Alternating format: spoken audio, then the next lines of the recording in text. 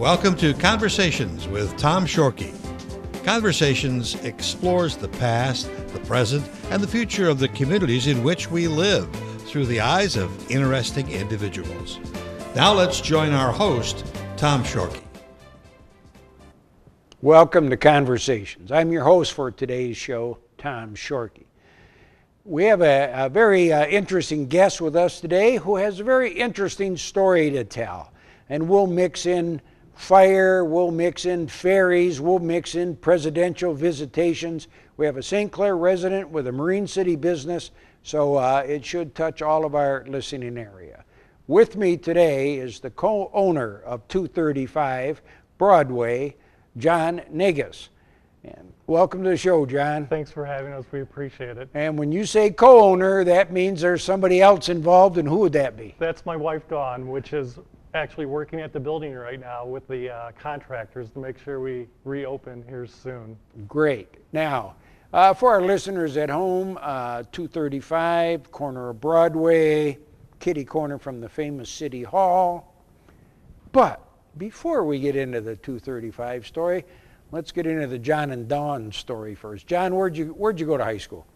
Lakeview High School in St. Clair Shores. And then, after high school, you found an internship or a job fairly close to home. I did. I was fortunate. I fell under a job training program, which positioned me out at Selfridge as a dispatcher for the fire service out there.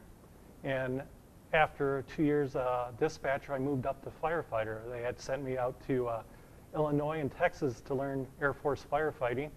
And I've been there 31 years now, and I hold the position as lieutenant out there. Oh, great. So firefighter at a Air National Guard base, is that what it is now? Yes, sir. It was in 71, 72 active duty Air Force, yes. And then switched over to Air National Guard. And now you don't have as many residences there as you had in the past, and you have a lot more housing of families and personnel. So what does a firefighter at Selfridge do all day then to stay busy? Well, like you said, it's a little bit slower now. And when the Army garrison left, they left the housing area and the apartments and all that, so the housing went away, so that slowed down our response. But we picked up quite a bit. We helped the community out. We helped Harrison Township, Mount Clemens, Chesterfield on a second alarm, so we stay busy with that, which the younger guys love, going out on fire calls, so it keeps them busy. All right, well, for our audience at home, keep fire in the back of your mind. All right, I promised the audience when I did the introduction that we were even going to work in a presidential visit. That's true. Tell us what happened last week out at Selfridge. Last week, President Trump came through Selfridge to end up in Macomb County for a rally. His motorcade usually sets up at the fire station, usually a couple days before, so we house the limos and the support vehicles there, and we usually have maybe a dozen Secret Service agents that stay with the vehicles and detail the vehicles, so we are able to feed them well and house them, and if they need to shower or rest, they can rest at the fire station, so it works out good for both. How do those vehicles actually get there? They come in on aircraft. They usually come in a couple days before, C-17 aircraft. So usually there's two that bring in the support vehicles. Now, is it handier for the president when he comes in to come to Selfridge rather than Metro or Willow Run or someplace? Or? It seems a lot quicker. The setup's a lot easier for them. So I think it's their choice if they're close by Selfridge to always choose Selfridge to come into. Okay, so you're a lieutenant out there. You're still an active firefighter with Selfridge and all the support communities in that area in Macomb County. And somewhere along the way, your co-owner and you decided you might want to open a business. But before we get to 235, give our listeners at home a little bit of background on your wife, Dawn. Dawn, I met out at Selfridge. She was a civil engineer out there. She spent 22 years in the military and retired a few years ago. She loves painting furniture. We love the different shops and all that. So it is a perfect combination for her.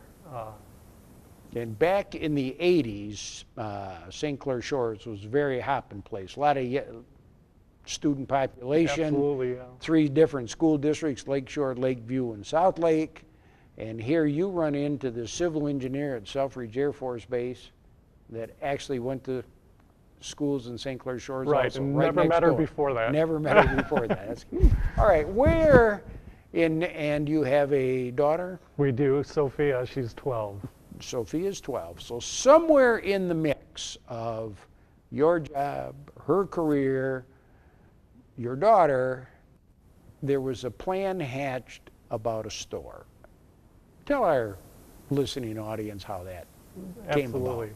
Through our years of travel and all that, our vacations that we took, we always liked going to little small towns. We'd go into the local gift shop, talk to the owner, and how do you like doing business, or do you like this kind of lifestyle as you retire? And we took a lot of pictures, asked a lot of questions, and kind of gathered all that together and said one day we'd like to do this.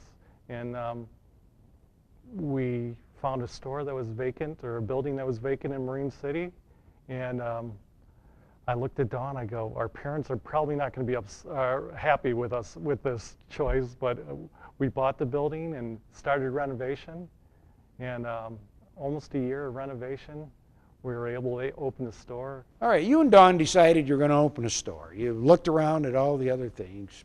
You live in St. Clair, you found a building in Marine City, but then you looked around Marine City and saw a lot of antique stores. You saw the candy store, you've Lazy Llama across the street. How did you determine what you were going to put in your store, and how were you going to be a little different than everybody else? I think all those years of travel, we had all those ideas and brought them together, and maybe actually sat down at the kitchen table and decided maybe we should try this. This wouldn't really interfere with the shop across the street or next door. And I think that's how we brought the foods in, the Michigan specialty foods. And we didn't realize there was so many different food vendors that specialized in Michigan foods out there. So it was kind of easy choice, and it seemed like it was working for us real well. Well, and I'm not sure if my producer director can get a shot at this table between us, but I see Germac nuts. Is this the cherry? That was American Spoon Preserves out of Petoskey, Michigan. Cherry Republic out of Glen Arbor, Michigan. They have salsas and cherry-based products. Germac out of Detroit. And we have so many more. We have Thornburg maple syrup out of Holland, Michigan, a really good seller. And then we brought in Stonewall Kitchen, kind of offset some different products, and that seems real well for us too. It did real well for us. But for our listeners, you're not just a food store, although it's interesting, and I do think my producer director has a picture of your shop back in the 30s or 40s, and interestingly enough, it was the H.A. Smith grocery store in Marine City.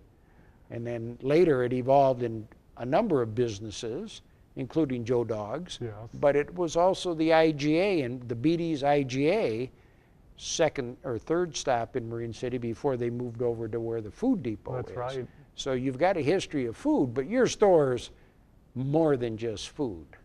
What else you have going on? Gift shop, candles.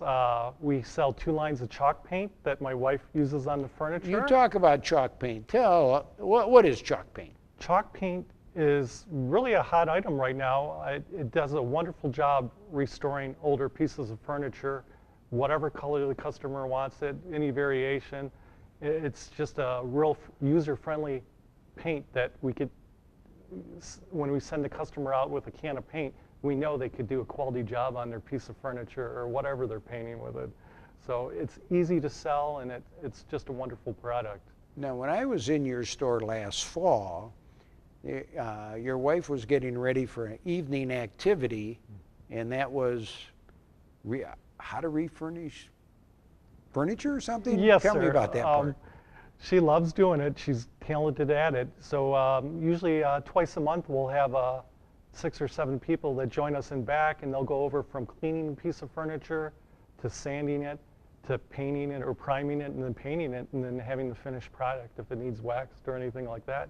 So they usually leave with a nice piece at the end of the class. And I think through the year We've done a jewelry class from an artist that does a class in back, and the customer leaves with a item that they made. We had a fairy garden class in the back for the kids because we sell live foliage at the store also. So those seem like nice things to do, and it's fun to do. Well, it sounds like a great place to stop in. And that's why on January 19th of this past winter, I had your wife, Dawn, scheduled to be my morning guest on this show. That's right. But when we all opened our Times computers Herald, yeah. that morning, there was something going on. I was at work. I was at Selfridge that day or that night on shift, and wife called me about 2:30 in the morning and said, the building next door has called and their building was on fire. So I got permission to leave and headed towards Marine City and arrived there about a half hour to see both buildings next to us in flames. And we were fortunate enough to get there to open the doors to let the fire department in to at least survey the damage inside our building and make sure that the fire didn't spread into it. And how about the rescue of Stanley? Yeah, Stanley was an important rescue. My daughter, which is 12, was in tears the whole way to the building that night when wife woke her up early. And she was worried about Stanley, which was our guinea pig that resided at the store because we spent so much time there. So a firefighter that we knew from soccer that worked for Ira Township, he went in and got Stanley out. And the daughter sat in the car while they put the fire out. Yeah. Oh, So, great. yeah. Well, and you've kind of bonded with that corner because Donna Tebow, who had the building next to Yes. you, who was across the street where our Lazy Llama people are now, it was Donna's building and the Newport Clippers, I think. Yes. I mean, everybody was on the scene at 3 o'clock in the morning down there. It might have been quite chaotic, but it does seem like in many small towns, people pulled together and It was a nice the feeling best they that could. morning, even though everything bad was happening. I think we all took shelter because it was a cold, icy morning that morning. We all took shelter at Lazy Llama. Diane and Wendy housed everybody. We had a nice view of everything that was happening, so we didn't have to go outside. And they had hot coffee and hot chocolate and tea, and they made everybody comfortable inside the building while the fire was going on. And so realistically now what we're looking at is we went from the night before I was going to interview your wife about this great story you have going on. The fire occurred in the early morning hours of the 19th. You did have some residual damage, whether smoke, water, whatever, and there's a lot of action now in your building. I saw the masons were doing the wall on the east side. Dawn couldn't be here today because the roofers are there. Right. When's your tentative grand opening? We're hoping July, August. I can't imagine being any later than August right now. We're moving forward a lot quicker once everything started and the weather finally cooperated with us. Yeah, it was a terrible April. It was horrible. The mason, we can't start in this weather, so we're excited that the weather broke. So. And in the meantime, you've kind of landed in St. Clair. We did. So tell us what's going on there. We're in the old Feathers building, which is in the plaza downtown St. Clair. And we're using that as a staging place to clean the furniture and inventory the products and kind of dispose of what was destroyed in the fire and keep what we could salvage. And so my wife is usually there every day cleaning and organizing and trying to get everything ready so when the building is ready in Marine City, we can move right back into it. Well, now that you're getting familiar with being in the mall or in Feathers right on the south end, are you contemplating 235 North or something like that? The wife had ideas like that at one point. I go, let's just make it through this and see how things go. But she's excited. She's ready to go back behind the counter. She was there 7 days a week, 10 hours a day on a short day. She loved it. I think we're going to operate out of Feathers maybe later in the month to kind of reduce inventory a little bit. Right, yeah, that'd be good. Yeah. Well, and I think it's interesting because you both kind of had this second life or second career in mind. Then the fire came along and kind of threw you a little bit of a curveball, but Now you're probably in a position where if somebody came to you and said, John, I'm thinking about starting my own business or going in a new direction, what kind of advice would you give that Advice. person? It does get stressful. During the renovation of the first time we renovated, it was stressful, just finding different issues that we didn't think were there that we had to correct, and working towards the open date, because everybody asked, when are you going to open? The chamber was wonderful helping us do a grand opening and all that. We had to set that back a few days, actually a few months probably, just because renovations took longer than we expected, because we did most of it ourselves. My wife and her dad, Tony, and myself, we did most of the work ourselves through it. Yeah. Who's been influential in your life? Definitely my mom and dad, and Don's dad has been wonderful and supportive through all this. We've spent so many days in the basement of that building taking out old plumbing that it was once a laundromat also. Oh, that's right. I forgot about the Econo Wash. So we didn't realize that till we got in the basement with all the old plumbing, but we did a lot of that. And he just goes, hang in there. And we'd be so dirty at the end of the day and come home and then have to get showered before we even eat dinner. But, wow. Yeah. Well, you know, it's interesting that, you know, and the ferry had its own problems just about at the same time with the ice on the Canadian side of the river, and they're hoping to be up and running sometime in July, so maybe we'll be able to have a joint grand reawakening with 235 Broadway and the ferry to Canada would We're be really great. hoping. What, if you could do a 30-second commercial right now, and I'll give you your choice.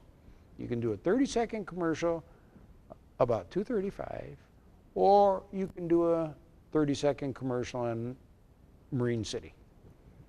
Well, let's see. How about a combination of both? All right. 235, we're going to come back stronger than we were. It's going to be a beautiful building when we're done again. And Marine City, they just stood by us through this whole event and all. It's definitely a nice city. Come visit. You could do a day trip or spend the night now with the new hotel.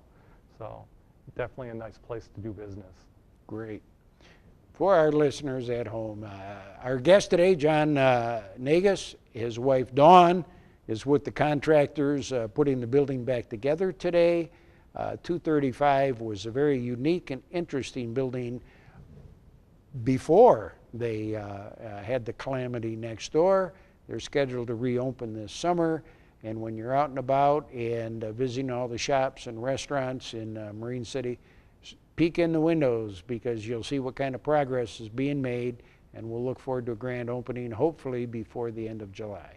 On behalf of Cable Channel 6, watchctv.org, I'd like to thank John, and in absentia, his wife Dawn, for providing our show today. Thank you. You've been watching Conversations with Tom Shorkey.